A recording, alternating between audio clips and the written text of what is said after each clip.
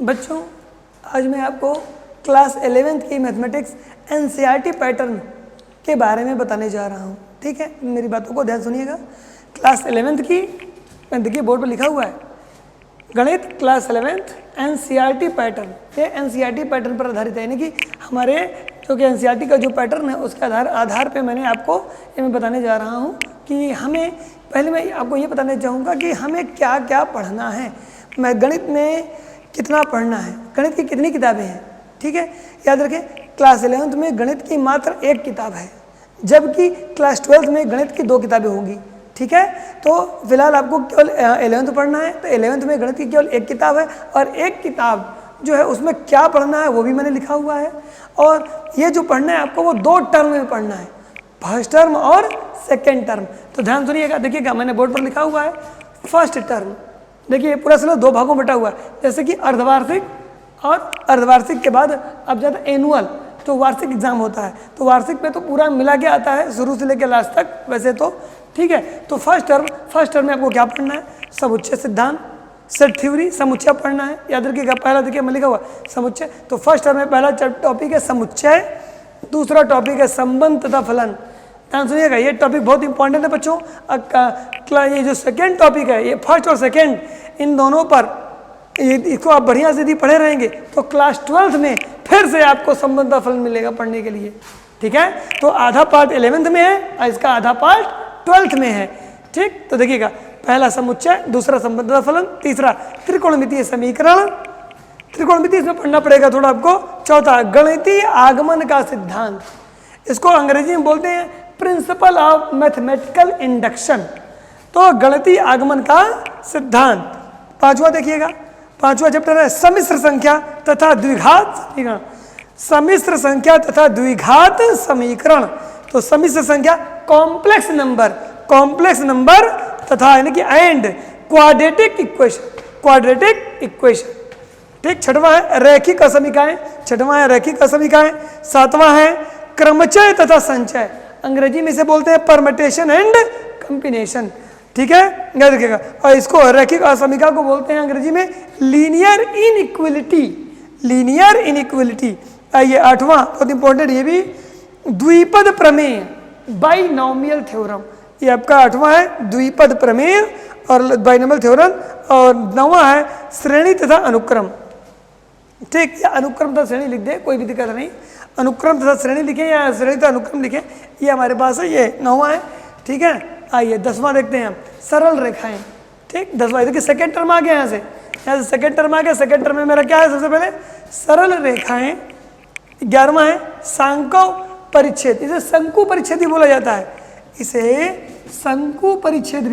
है, शंकु परिच्छेद बच्चों, इसे सांको भी बोलते हैं।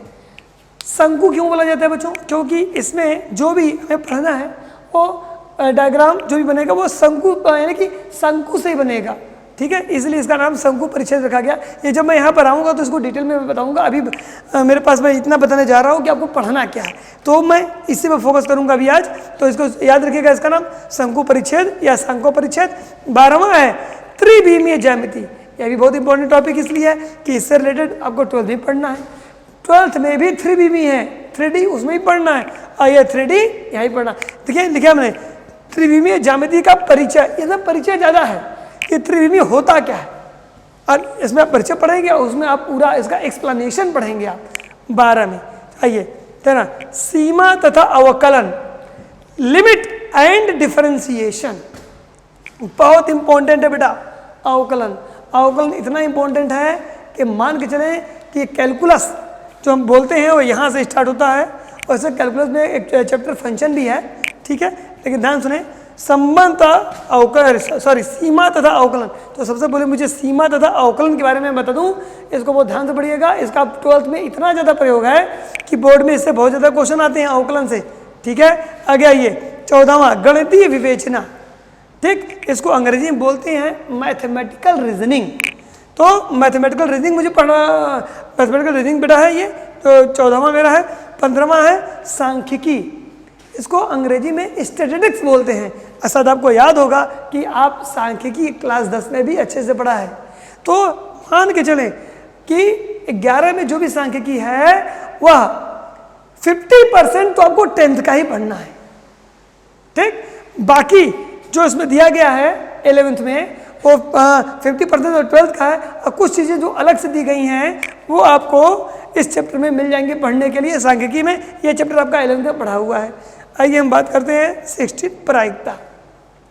तो अब हम बात करते हैं प्रायिकता। तो आप कुछ बच्चों के बोर्ड में 10th में भी प्रायिकता दी गई है थोड़ा सा, और अब देखिए 11th में भी आपको प्रायिकता नहीं, प्रोबेबिलिटी आपको पढ़नी है, याद रखिएगा। तो हमारे पास बच्चों सब मिला करके फर्स्ट और सेकंड टर्म देखा जाए तो पहले टर्म में 9 चैप्टर हैं और सेकंड टर्म में आपको कितने दिखाई दे रहे हैं? 1 2 3 4 5 6 7, यानी कि इसमें 9 पढ़ने हैं और इसमें 7 पढ़ने हैं। दोनों मिला करके कुल हमें कितने चैप्टर पढ़ने हैं? 16 चैप्टर बच्चों पढ़ने हैं। तो आज ये था मेरे चैप्टरों का इंट्रोडक्शन। अब मैं एक बात और मैं तो आपको ये भी बता देता कि किस चैप्टर से कितने नंबर का आता है, ठीक है। जो कि सेंट्रल बोर्ड जो हमारा दिल्ली बोर्ड है, सेंट्रल बोर्ड दिल्ली बोर्ड जो होता है तो उसने इसका क्या मानक रखा हुआ है। लेकिन हर राज्यों में, जैसे यूपी है, बिहार है, राजस्थान है, हर जगह जहाँ जहाँ भी एनसीईआरटी, या दिल्ली है, जहाँ जहाँ भी एनसीईआरटी चलती है, सब लोग अपने स्टेट, अपने बोर्ड के हिसाब से क्वेश्चंस पेपर बनाते हैं। तो सबका नंबर का भी तरीका क्या होता है? अलग अलग होता है। तो ये अलग अलग होने के कारण मैं आपको ये नहीं बता सकता पूरी तरीके से कि कौन से में से कितने नंबर का क्वेश्चन आएगा। क्या होगा, कभी आप पढ़ने जाएंगे तो आपको स्कूल में सबसे पहले समूचा पढ़ाना चाहिए। तो कुछ लोग बच्चे, कुछ टीचर क्या करते हैं, यहाँ से स्टार्ट करते हैं कि नहीं सबसे पहले हम अनुक्रम तथा श्रेणी पढ़ाएंगे। कुछ स्टेट में इसको ना पढ़ा करके कुछ लोग त्रिकोणमिति पढ़ाने लगते हैं कि ये आसान लग रहा है, पहले इसको पढ़ा दें। बेटा पहली बात याद रखिएगा, दुनिया में कोई भी चीज़ कठिन नहीं है, मात्र कठिन वह है जो हम समझ नहीं पाते, या ये कहें हम समझ नहीं पाते या कोई हमें समझा नहीं पाता, ठीक। ये दोनों है, इसमें दोनों की कमी हो सकती है, समझाने वाले की भी और समझने वाले की भी। तो ठीक है ना, याद रखिएगा। तो कोई भी चीज़ कठिन नहीं होती। आप जो भी मैथ लिए हैं बिल्कुल घबराने की बात नहीं है, ये बहुत आसान चैप्टर है। मैं पढ़ाऊंगा तो ये बात आपको आगे पता चल जाएगा। इसलिए मैंने पहले आपको पूरे चैप्टर का डिस्क्रिप्शन लिख दिया है कि क्या पढ़ना है, वो आपको जानकारी हो। ये मेरा सिलेबस है। नेक्स्ट क्लास में मैं समुच्चय स्टार्ट करूँगा। मैं बच्चों कभी भी जब भी स्टार्ट करता हूँ तो मैं पहले एक टॉपिक से उठाता हूँ और लास्ट तक 16 तक मैं जाऊँगा। ऐसा नहीं कि बीच में मैं पहले यह पढ़ाया फिर कूद के यहाँ आ गया फिर यहाँ आ गया, ऐसा मैं कभी नहीं करूँगा।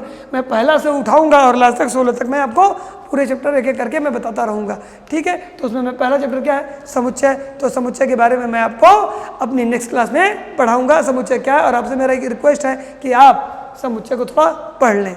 धन्यवाद।